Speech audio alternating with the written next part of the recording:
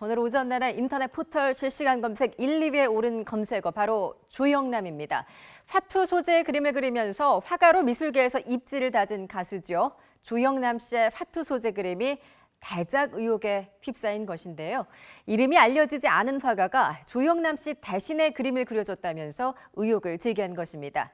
이목이 집중되는 가운데 검찰은 조영남 씨에 대해 사기 혐의를 적용해 본격 수사에 착수했습니다. 미술계는 물론이고 연예계까지 파장이 예상됩니다. 무명화가 A씨가 조영남의 대작 의혹을 제기하면서 검찰 수사는 시작됐습니다. 속초에서 활동하는 A씨는 자신이 조 씨의 그림 300여 점을 8년간 대신 그렸는데 이 작품들이 고가에 판매됐다고 주장했습니다. 조영남 씨의 그림은 실제 미술계에서 꽤 높은 가격에 팔리고 있는데요. 적으로 얼마쯤 하나요? 궁금해서 여쭤보는 겁니다. 굉장히 비싸다고 제가 들었거든요. 저런 것들을 뭐 한 1,000만 원, 2,000만 원 그렇게 되죠. 1,000만 원, 2,000만 원. 중견가는 됐어요, 지금. 네, 관건은 A씨와 같은 조수를 두고 그림을 그린 작업이 미술계의 관행인지 아니면 사기인지 여부입니다. 대작 의혹을 제기한 A씨는 조영남 씨의 매니저와 주고받은 휴대전화 메시지 내용까지 모두 공개를 했습니다. 이 대화 내용에는 그림을 찍은 사진과 함께 20호로 2개 부탁드리겠습니다라는 내용 등이 담겨 있는 것으로 드러났습니다. A씨는 주장대로 화투 그림을 중심으로 조 씨 작품의 90%가량을 그려주면 조 씨가 나머지를 덧칠하고 서명을 한 뒤에 작품을 발표했다고 주장했습니다. 춘천지검 속초지청은 일단 조영남 씨에 대해 사기 혐의를 적용해 소속사와 갤러리 등 3곳을 압수수색했습니다. 조 씨는 A씨에게 한 점에 10만 원 안팎의 돈을 주고 그림을 그리게 한 뒤 전시하고 또 판매한 혐의를 받고 있습니다. 이에 대해 조영남 씨는 A씨의 주장을 전면 반박하고 나섰는데요. 조 씨는 일부 그림을 맡긴 것은 사실이지만 A씨의 도움을 받은 그림은 한 점도 판매하지 않았다고 해명을 했습니다. 하지만 검찰 관계자는 대작 의혹이 사실로 밝혀지고 실제 그림도 판매됐다면 조 씨에게 사기 혐의를 적용할 수 있다고 밝혔는데요. 법조계 전문가들의 의견은 이렇습니다.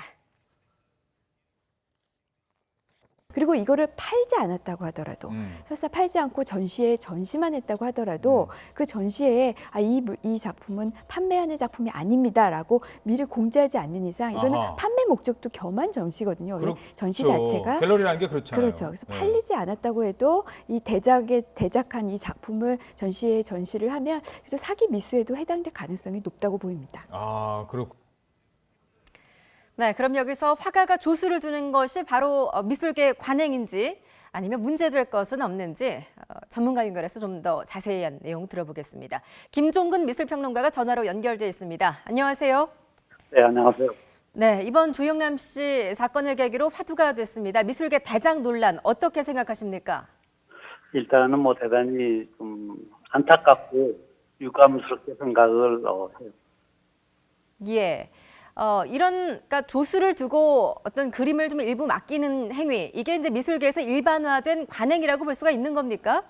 뭐 국내외적으로 이런 것이 뭐 미술계의 전부는 아니지만 일부가 관행으로 쓰이고 있기는 해요. 예를 들면 뭐 데미안 허스트라든가 제프 쿤스라든가 쿠사마 야이나 무라카미 다카시 이런 경우에는 조수들이 뭐 100명에서 150명까지 이렇게 쓰고 있는데 예. 국내에서도 뭐 일부 설치 작가나 일부 회화 작가들이 그런 조수를 써서 자기 작품을 제작을 하는 사례가 뭐 있긴 합니다.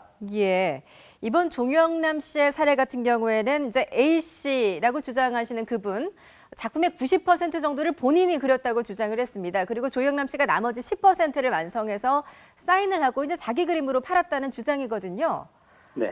물론 A씨의 주장입니다만 좀 일반인 상식으로 볼 때 한 90% 정도면 거의 다 그려준 것인데 이 정도면 대작 아닙니까?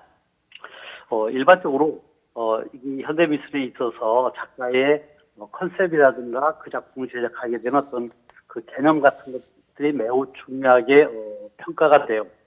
그런 점에서 이 조영남 씨가 그 A씨라고 하는 화가한테 이렇게 자기의 어떤 이런 작품들의 이미지를 그냥 해달라.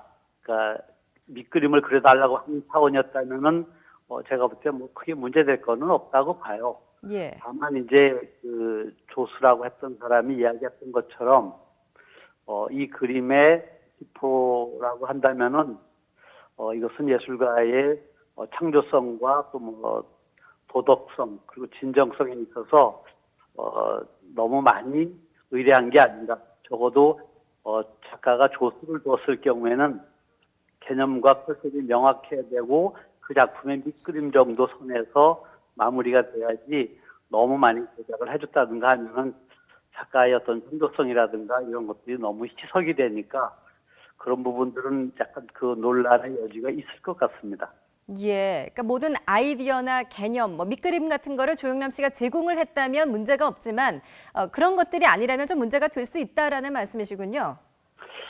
조영남 씨는 뭐 사실은 30년 이상 화투 작업을 해왔었고, 예, 그다음에 그러한 그 화투 작업의 개념이 분명했기 때문에 그런 것이 아마 근본적으로 문제가 되지는 않는데 이제는 그 작품의 완성도가 조수한테 너무 많이 무게가 실려 있다면은 예, 과연 우리 예술가가 할 수 있는 것이 무엇인가?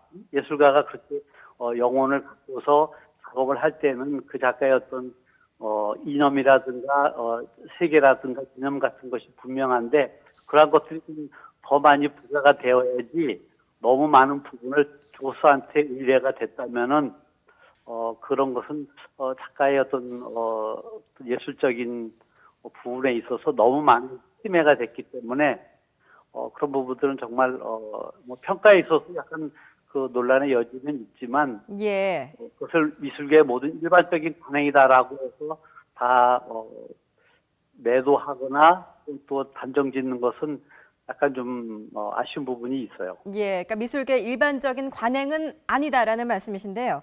이제 오늘 문제가 된 게 이제 주로 화투 그림입니다. 이 그림이 시장에서 형성된 미술 가격이 대략 1,000만 원에서 2,000만 원 정도로 알려지고 있거든요. 네. 근데 이제 관행이라고 하더라도 이 1,000만 원 그림의 대작 가격이 뭐 10만 원에서 20만 원 정도 이렇게 주고 그걸 맡겼다고 합니다. 이건 어떻게 보십니까? 글쎄 그거는 이제 뭐 그것을 부탁하는 사람과 그것을 그려주는 사람들 사이에 뭐 관계이기 때문에 뭐 제가 볼 때 너무 뭐 싸다 비싸다라고 얘기하기는 참 제 3자 입장에서는 조심스러운 부분이 있습니다. 예, 뭐 저 화가가 뭐 5만 원에도 그려줄 수도 있고 30만 원을 그려줄 수도 있는데 서로의 관계 속에서 그렇게 서로 관계가 설정이 된 거기 때문에 그 부분만을 가지고 하는 것은 좀 어폐가 있다고 보고 예, 미술계의 일반적인 입장에서 볼 때 조영남 씨가 그 화투의 이미지라든가 이런 것을 제공해주고 그 조수가 단순히 그 그림의 이미지 같은 것을 복사해주는 그런 그림을 그리기 위한 밑그림 차원에서 됐다면 아마 큰 문제가 되지는 않을 것 같아요. 예. 그러나 그런데 예, 여전히 그 아주 유명한 그 조영남 씨가 너무 많은 부분을 그 조수한테 만약에 부탁을 하거나 교수가 그렇게 했다 그러면은 예, 조영남 씨가 전문적으로 또 그림도 열심히 많이 그리셨고 발표를 해왔던 입장에서 너무 많이 그 조수의 힘에 예. 의존했던 것이 아닌가 이런 아쉬운 부분이 남네요. 예, 알겠습니다. 그런데 말이죠. 뭐 사실 이제 조수가 어디까지 손을 댔는지 이건 사실 이제 검찰 수사로 참 밝히기가 좀 어려운 부분 아니겠습니까? 네. 뭐 다른 예술가들을 보더라도 좀 조수가 이제 어디까지 개입을 했는지를 좀 확인하기는 어려울 것 같은데요. 사실은 그게 뭐 국내뿐만 아니라 외국의 예. 사례도 있어요. 뭐 제프 쿤스 같은 경우에도 뭐 하트라든가 어떤 작품들을 했을 때 작가가 이런 형태로 이러한 크기의 작업을 해달라고 조수한테 의뢰를 하면 조수가 그것을 완벽하게 다 해내고 그다음에 컬러도 이런 컬러로 해달라 이런 형태로 해달라 해서 조정을 하기 때문에 그 조수가 90%를 했다 뭐 이런 것을 명확하게 규정한다는 것은 사실 그렇게 쉽지는 않을 거라고 봅니다. 예. 뭐 이제 사실 좀 비교해서 본다면요. 이제 문단에서 만약 대피를 했다면 이제 굉장히 이런 데 부분에 대해서는 잣대가 엄격하지 않습니까? 그런데 이제 미술계에서 특히 이제 조각 아까 말씀하셨듯이 설치 미술이나 입원 같은 경우도 이제 이 대작이나 이런 것들에 대해서 조금 더 관대한 것도 같습니다. 이 부분에 대해서는 좀 어떻게 보십니까? 뭐 사실은 이제 외국의 경우를 들면은 뭐 우리나라 일부 작가들도 그런데 이 작가가 유명할수록 그 작품을 요구하는 뭐 미술관이나 콜렉터라든가 갤러리들이 많아지게 되고 그러다 보면 작가는 그런 조건들을 그러한 그 콜렉터들의 요구를 받아들이기 위해서 아무래도 다량 제작을 하게 되죠. 그러한 대표적인 뭐 사례가 출발은 달랐지만 앤디 워홀 같은 경우는 철저하게 아트팩토리라고 하는 그러니까 작가의 예술성이라는 것이 꼭 자기가 다 일일이 모든 것을 그리고 해야지 가치가 있는 것이 아니다. 이것은 작가의 컨셉이라든가 개념이라든가 이런 의도가 중요하다라고 해서 워홀 같은 경우는 거의 그 공방에다 다 맡겨놓은 상태였었거든요. 예. 그러나 이제 분명하게 작가가 그것을 직접 컨트롤을 했죠. 그러니까 이것은 이렇게 해달라, 이것은 이렇게 해달라. 이런 관계에 있어서 조영남 씨와 그 조수 A 씨 간의 관계가 어떠한 형태로 설정이 되어 있는지에 대한 부분에 따라서 이것이 이제 문제의 그 키워드가 있다고 봅니다. 예, 알겠습니다. 오늘 말씀 잘 들었습니다. 김종근 미술평론가였습니다. 네, 감사합니다. 네, 이 화가 조영남 씨에게 제기된 대작 의혹, 과연 미술계 관행일까요? 아니면 A 씨의 주장대로 사기일까요? 조영남 씨는 일부 밑그림에 덧칠을 맡긴 적은 있어도 나머지는 모두 사실이 아니라고 반박을 하고 있습니다. 앞으로의 검찰 수사 과정에서 낱낱이 밝혀져야 할 것으로 보이는데요. 조영남 씨 당분간 쏟아지는 취재진의 카메라 세례는 피할 수 없을 것 같습니다.